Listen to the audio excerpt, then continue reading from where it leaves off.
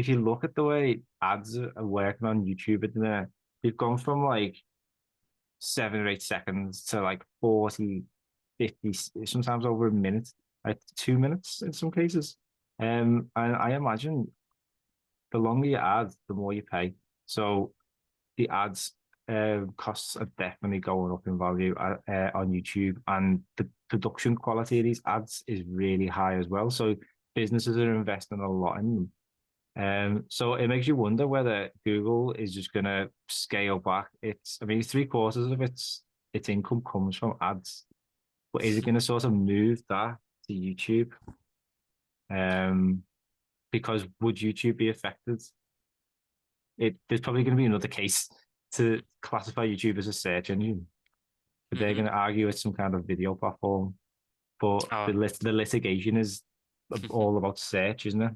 So, Yeah. it's a quagmire, honestly. But So, that's yeah. So you're going to say, Miko? so interestingly, there was something that I was looking up before the podcast started, and it was what Google offers in their ad program, and video is part of it. But in the a lawsuit, like reading through the files, YouTube ads are not mentioned once.